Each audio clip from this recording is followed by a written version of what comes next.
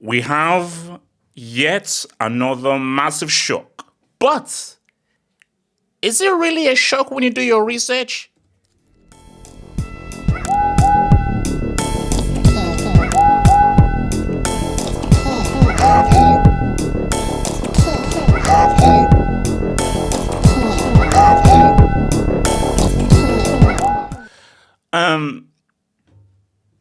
So we had Inter Miami beating Porto, and now we have what people may say might be a bigger shock.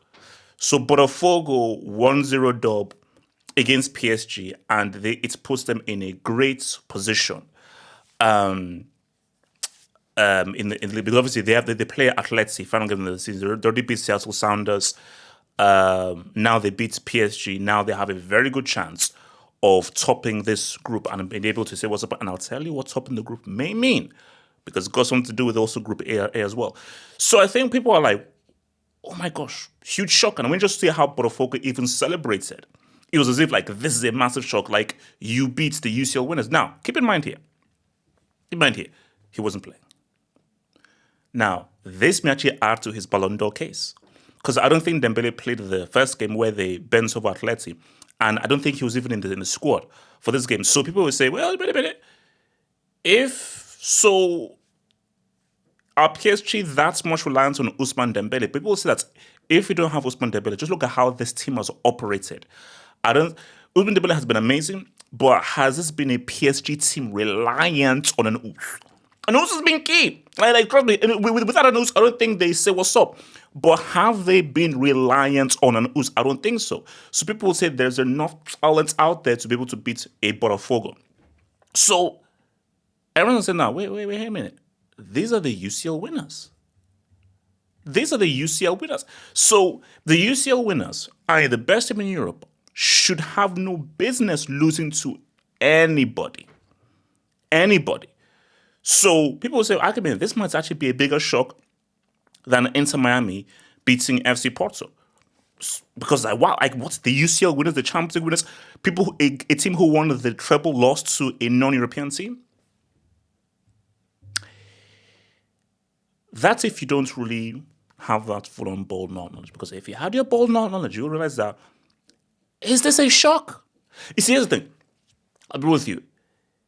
It is a shock to a certain degree, based on the monetary dynamics of football, i.e.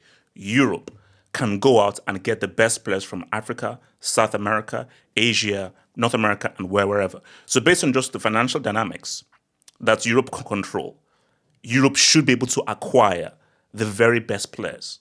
So and it seemed like a PSG who spent a 70 million on a Kvaratskhelia in January. Oh my gosh, they should 100% be able to say what's up to these non-European teams who don't have the financial power to go and buy the very best players out there.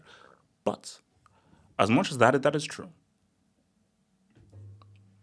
these are the reigning Copa Libertadores winners. And I believe, if memory serves me right, they beat Atletico Mineiro in the final. So my thing is, oh my gosh, what was happening? My thing here is, yes, Atletico Mineiro, another Brazilian side, 3-1 in the final. And I think, I think that was the game that Vargas was playing in, and I think Botafogo had one less man. I think they were with 10 men, if memory serves me correctly. So if you now keep in mind that, wait a minute, these guys are the reigning South American champions, Copa Libertadores champions. So, and how the Club World Cup normally goes is these are the two guys I would most likely meet in the old four formats, where it's like semi-final and the final, which will most likely be the strongest South American side against the strongest European side. So is it that shocking that a Botafogo beats a PSG? Again, on surface, no. But generally, yes. Because again, when you just look at the history of the Club World Cup, 9 times out of 10, and Chelsea had to go and do Chelsea, 9 times out of 10, the European team will always win. Not because European football is so superior, because Europeans can go and buy the very best of South America. So all the very best South American talents are all heading over to Europe. Where's Esteval about to go? Where's Master about to go to Real Madrid. So all and freaking Endrick.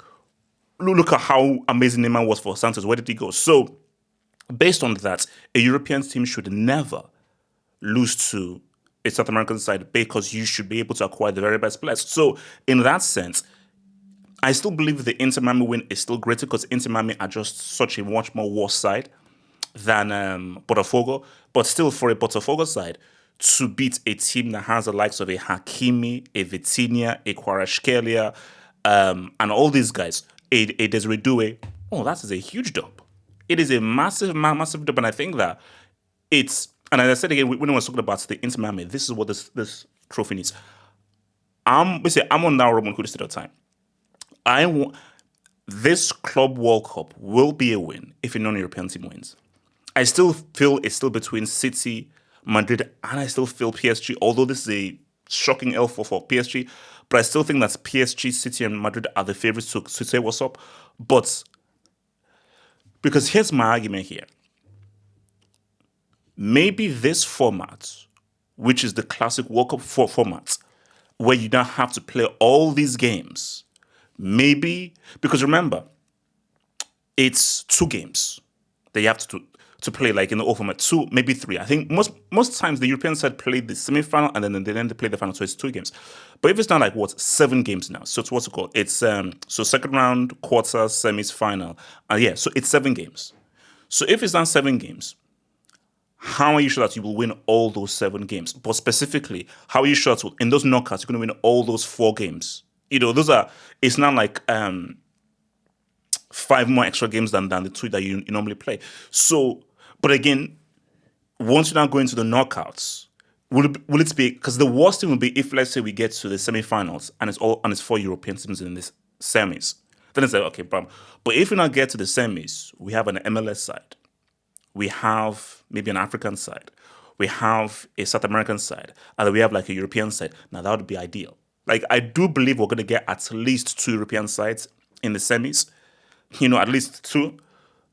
And then if you can get like a cheeky South American side, a cheeky MLS or a cheeky African side, Saunders, what's up, baby? Al Ali, what's up, baby? So that's my thing. Oh, who knows what Al Hilal could do? So, but I think the beauty of these tournaments is, because as I told you, like, we should never have a Eurocentric view of anything. We should not have a myopic view of anything. Though I keep saying we don't live on planet Europe. We live on planet Earth. And the great thing for a competition and to see different sides be able to now say what's up. But the key thing here is that this is where things get a little interesting, man. This is where things get a little interesting. So, if you look here, so the winner of Group A plays runner-up of Group B. The winner of Group A is the runner-up of Group A. So, obviously, it's hard to know, but you could have a scenario where we could potentially see a Botafogo Inter Miami or a Botafogo Palmeiras. That could happen. We could have a scenario. It is possible where Inter Miami could maybe face PSG. So it's so hard to tell because we have to see what happens. Like, PSG are going to piss on Seattle Sounders. So we know they're going to get 6 points. But the key thing is what happens in the Botafogo Athletic game. So then we don't know who comes first. Botafogo I believe they should be through. They should be through. But then again, he said that they're through. What if, again, just for argument's sake, what if the Athletic beats them 3-0? Even if I doubt it, but if Athletic beat them 3-0, then they may follow and maybe PSG and Athletic. So, but yeah, like when you're looking at the next round now, you see, if let's say if somehow Botafogo top that group and Inter Miami, let's say they come second, then we are guaranteed to have a non-European side in the quarters because it'll be Botafogo against Inter Miami and then see what's up. Or you could have a Botafogo Palmeiras and we're guaranteed to have, again, another non-European side in the next round. So it gets interesting. Like, I think basically, if you're Inter Miami, who I think will go through, I believe they will go through. Because I think that I think they could squeeze a draw against Palmeiras, even though win a draw. Because if Inter Miami, I don't know PSG Inter Miami can, I doubt they can beat PSG. But I keep saying this stuff because remember, people said that, oh no chance Inter Miami go through. I said that I think they can go through. Like, I think they can go through. Like, and I just feel that let's not assume in this tournament. And I truly feel this is what I always said: a European team should win. It should be embarrassing if a European team doesn't win, because European teams have a cheat code, and the cheat code is money. It's totally unfair. Like, European teams have a totally unfair advantage. You have City, who literally drill for oil to get players. So no non-European team outside of Saudi can be spending like 200 mil in a January window. That can't happen. But so, like, the non-European teams, they have everything stacked against them. But all I'm saying though is that the beauty about football is you just can never assume. And at the end of the day, you can have a team worth 600, 700 million, and a team is worth 40 million. But if that 40 million have great chemistry, tactically are astute, and just execute their game plan, a very good game plan to the best of their ability, they can win. And that is the beauty about football. 1 + 1 does not equal 2. Hey, they are more expensive, they're more valuable, they'll win. 9 times out of 10, 8 times out of 10, yes. But there's that one time where maybe no. Because PSG should beat a Botafogo. They should. Porto should be beating Inter Miami. They should. But they didn't. So we are waiting and see. But I think hopefully if we can get a lot more shocks coming through, I think it will make for a very interesting Club World Cup.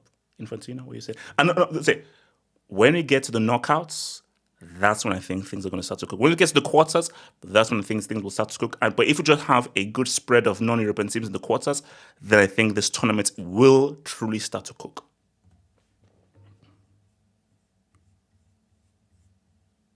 Think about becoming a Football Hut member.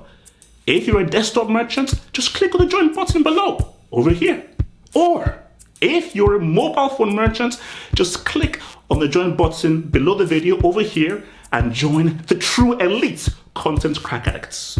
Peace.